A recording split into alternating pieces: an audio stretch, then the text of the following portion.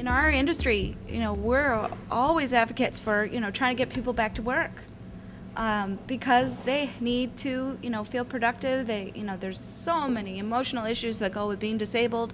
But thinking about, this stat, I'm sure you've heard stats till they're coming out of your ears, but this one hit me because our workforce is going to change, and we got to get on board, or we're not going to be making viable business decisions in the future. But 1/3 of Americans entering the workforce today, 3 in 10 will become disabled before they retire.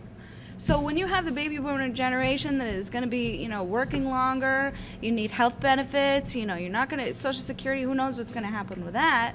But if that is the case, and we need more and more accommodations, I think you guys are going to be extremely busy, and it's great job protection. But you really have to think about, and I think that it is evolving as far as the narrow-minded. You can't do X, Y, and Z widgets so that you're not going to be a part of us. That's got to change, and so you have to think outside the box. You have to think creatively, and you can't be afraid to just really have that conversation with people, because I've noticed certainly a trend over the last 5 years that people need more, and they're not afraid to ask. But you have to be reasonable, and I think that's where that gets a little uncertain for people if they don't know where their parameters are on both sides. Well, I think it's another interesting point, because Maine is now the oldest state in the nation, and look, I should be spitting out these numbers because our camp produces those numbers of how many people by 2010. Oh wait, we are in 2010. Oh.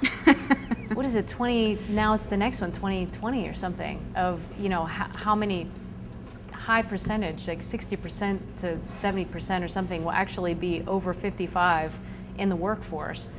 I mean, these are numbers that I think you could, write down as your pitch to develop a relationship with an HR professional. Say, whether you realize it or not, you probably have these issues, and people might not be telling you, but that's why you need me.